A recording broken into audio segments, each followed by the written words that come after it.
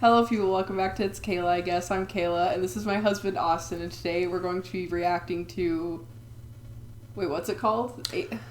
It's called Alien Planet Way to Darwin 4. Okay, well it's cut off, so I don't know if that was the whole title or not. That's okay. I saw this when I was in the 4th grade. It's a History Channel documentary.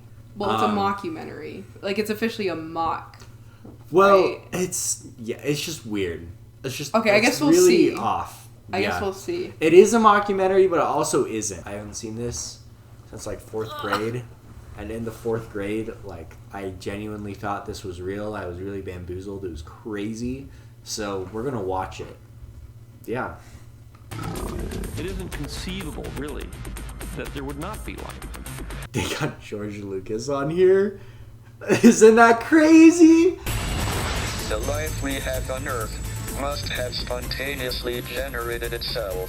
It must therefore be possible for life to be generated spontaneously elsewhere in the universe.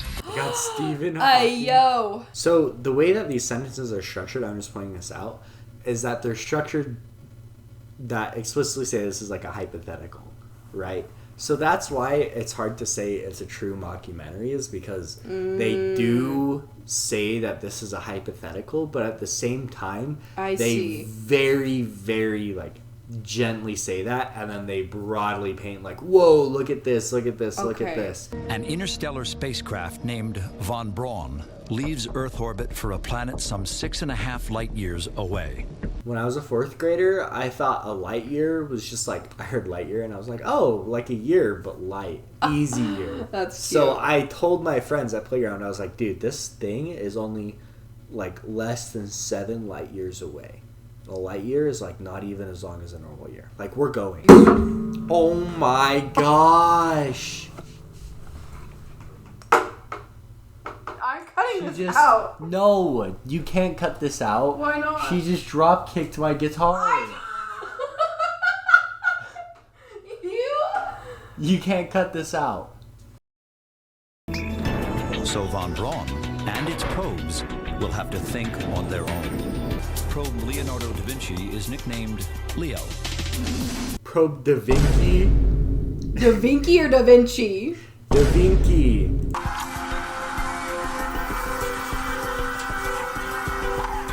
Leo is first to land and emerge from his vehicle. Yeah, he is a creepy little mother trucker. Okay, I guess for the sake of, like, their characters in this, like, they give him, like, a little face and everything. But it's so creepy.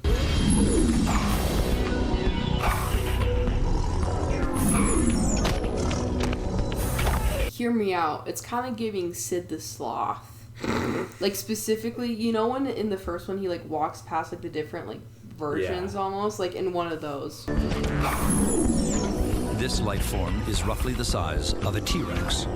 They said that's the size of a T-Rex. Really weird looking. Wait, that means that Leo's freaking huge, yeah, bro. That means that those blimp boys are chunguses, Blip boys. dude. Chungus. I low-key want some ice cream. I low-key also want some ice cream. Ice cream break. Ah, fetch. Ice cream break. Take 2. Ice cream check. Ice cream check. What do you have? I don't know if I want to tell the public. Kayla has Tillamook cookie dough ice cream with The magic shell. the shell, yeah, chocolate fudge shell with nerds. Rate her ice cream fit 1 to 10. Okay, look. I don't know what it is, but, like, you put the nerds in with the shell, like, when it's hardening, and then it hardens in with the... It's just... Yeah, she's bugging. I am a little bit... I don't know why I like it, but it's good. Check, vibe it check. gives it the change the I tank got it needs. Tillamook mudslide, right? Yes. That's what it's called? Tillamook mudslide. It's a chocolate ice cream with chocolate fudge swirled into it, and then chocolate fudge shell on top. And That's real good. That's a 10 out of 10. The floor is covered with stickball plants. Part sponge, part virus. Stickball plant. Stickball plant. Yeah, why did they describe it like that? Part sponge, part virus. Makes total sense. It's an alien. Come on. It looks like Crespidia, which I'll put a picture up, obviously. But do you know what they're also called? What? Billy Balls.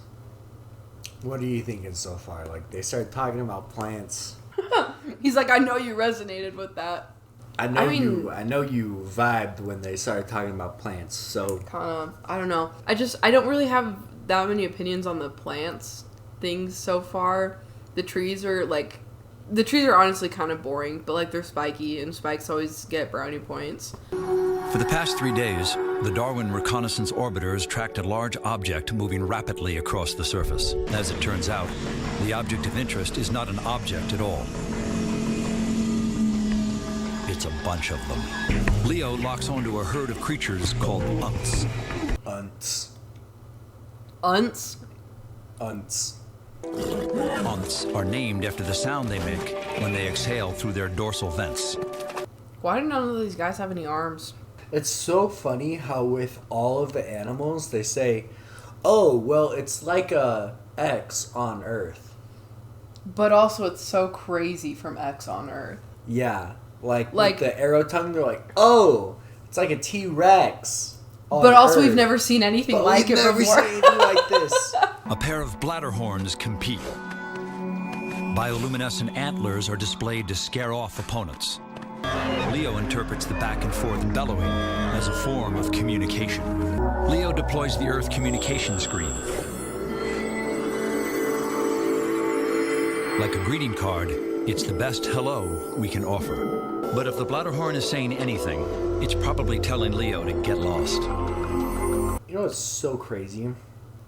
It's that scientists in real life are way smarter than this, okay? Scientists in real life would not assume that aliens would have vision. Why would it only be a visual? My point is that it's obviously a screenwriter came up with this and thought they were pretty clever. Leo's sensors detect another disturbance.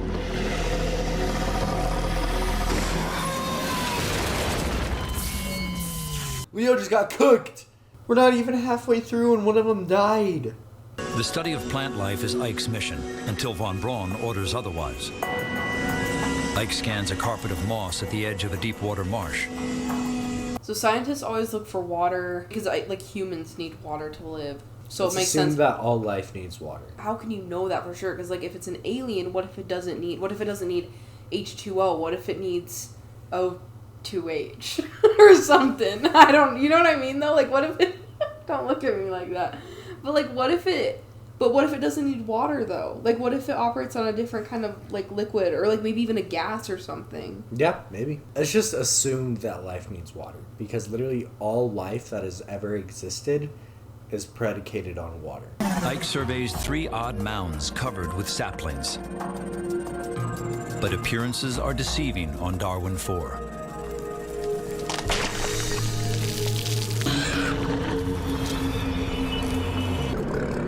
The Grove back.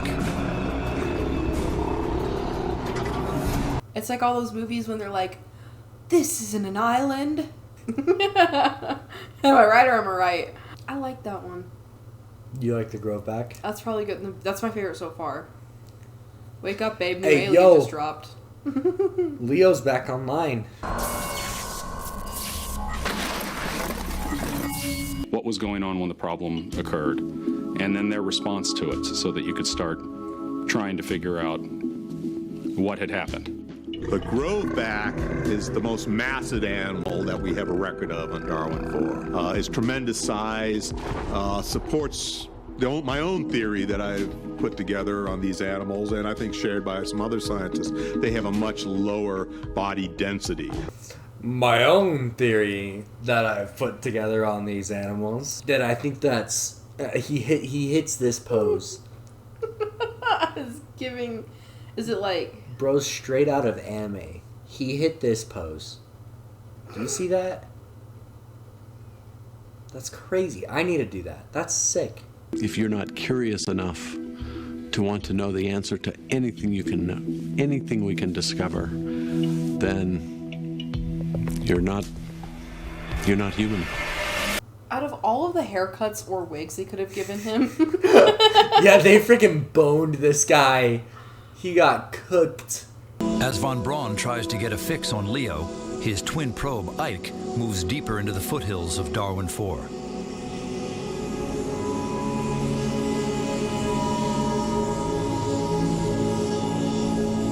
Like groves of pine on Earth, the pocket forests of Darwin 4 are covered with colonies of passive organisms that feed on the moist, spongy floor. Just like pine trees, these trees are pine trees. But they're not pine trees, though. They're unlike anything we've ever seen. I know we keep making fun of like, oh, it's unlike anything we've ever seen, but it's like pine trees, though. Because we are so limited to what we can experience only here on Earth. We can't even like think about some of these possibilities. I think. No, true. The mantis shrimp that's like can see colors that we can't. Like we can't even imagine yeah. trying to see those colors. So it's things There's like that some that it's people just that have, it's just crazy. 4 different cones in their eyes that can see colors that normal people can't. Ruling the skies are falcon-like predators called skewers. Aerial life forms that travel and hunt in pairs. Skewers maneuver by changing the shape of their 50-foot wingspans. Apparently those boys are using jet propulsion to fly. Skewers create methane gas internally and combust it in 4 jet-like pods. That makes me really uncomfortable. They just said that they make gas and combust it. They're saying that those fetchers run on combustion engines. Okay? Do you know how ridiculous that is? They say those things are powered the same way your car is powered, bro. That's But what so if they stupid. Are? You never know. It's an alien planet. It's not that... No, like, it kind of is, but also it's like, is it possible, though? No. Oh. No. Well, how do you know that, though? How do I know that a flying creature using a combustion engine is not possible? Yeah. Because it's an alien planet. What if they've just evolved to do that, though? That's cap. They definitely haven't. What looks like a colony of oversized mushrooms is a deadly maze. A mini probe is the only expendable option. The crawler will look for the power source from below. Yeah, spider probe! Kill him. Sacrifice. Sacrifice. Sacrifice. Like alien ghosts, they seem to come from everywhere. But these nimble creatures all follow the same scent. On Earth, we have wolves. On Darwin 4, they're called prongheads. These are the most on-the-nose names I've ever... Like, couldn't you come up with some scientific name for them, like a simple one, or one that sounds cool? Yeah, like, why wouldn't you actually... Pronghead. Because the thing is that... They're all compound taxidermists have gone so far with scientific names that it's like... that if they found aliens, they'd say, boom! Latin name, slap it on that bad boy. If we look at Darwin 4, we're going to look for evidence of both how these animals developed locomotive pathways, how they developed efficiency at locomotion, predator-prey interaction. James Kirkland is a legend. I genuinely think he has 0 qualifications and he's just a paid actor. He's a legitimate paleontologist. He has literally discovered species of dinosaurs by himself. Hold up. I'm sorry, James. You just hit me with the... And I just didn't know what to do. Seems like a really nice guy in this one. Yeah, he does seem like a really nice guy. I'm sorry. Look at how happy he is. He's a cute guy. James, why did you do it? What do you mean? Well, like, why did you include yourself in this? Why? Okay. I would include myself in this too. I bet I had a fat check. If I had a fat check, James, I understand. Like, they handed him the script, and he's like, I have to read this? And they're like, yeah. And he's like, well, I have a theory. You crack me up, James. They probably, I'm sure that they James were like, is a okay, good guy. these are the stats of this creature. This is what we have cared to figure out. These are the characteristics, and now what would you make of this? If we presented this evidence to you and said, hey, help us figure this out since you're a scientist, like, what would you think? And so he's probably saying, well, this is what I would think. And they're saying, okay, now frame that as if it's real. Life forms, when we go to another planet and looking for life forms, I think the first thing we need to do is have a definition of what a life form is.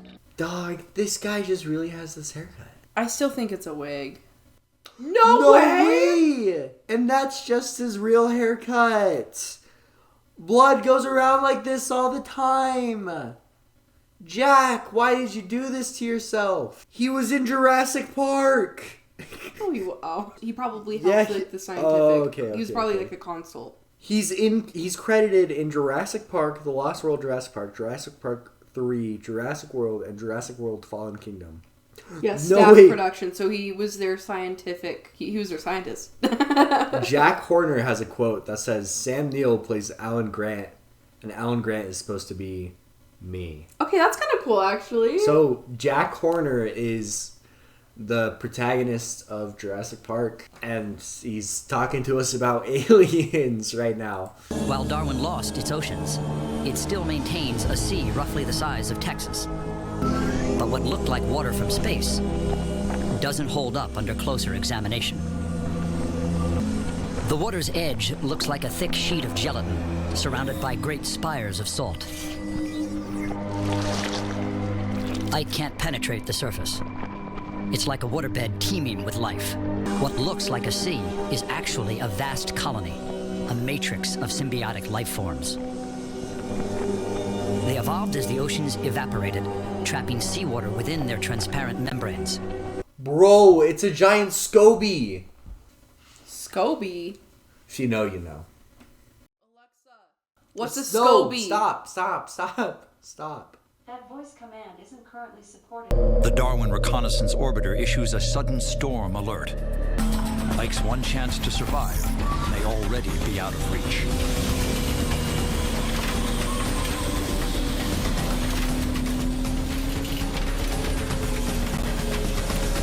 Oh no, he did a barrel roll. No offense, but it's really funny to see him just like...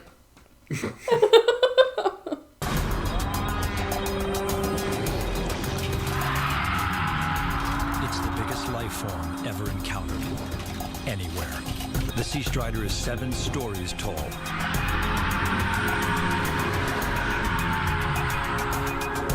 It looks like, I forgot what it's called. It looks like the I think the lopsiders or something from All Tomorrows. I tend to believe that when we make contact with another intelligent life form, we will perhaps have a tremendous bonanza of scientific information, so much cultural exchange that will be involved. See, my thing is that we haven't even gotten good enough with cultural exchange between humans. You're so right. Ike's sensors pick up a new life form.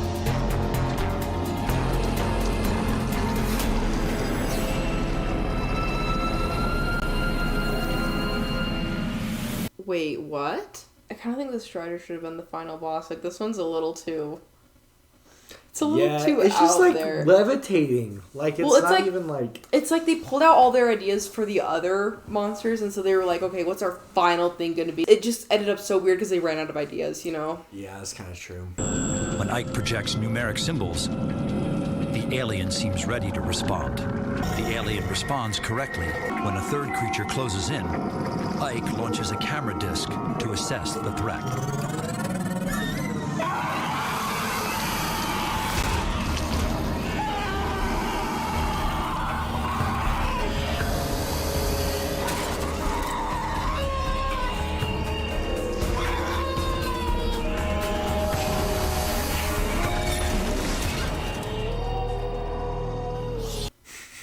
They really made it so that it was like, here's real footage of Ike getting destroyed. Scientists call the creatures Eosapiens, life forms with intelligence possibly similar to that of early man. Why would they put sapien in the title? That makes no sense. Yeah. Why is this the only one that has a Latin name? So dumb. They got udders. Yeah, for reals. We are on the verge of perhaps the greatest breakthrough in the history of science, and that is the discovery of other life forms in space.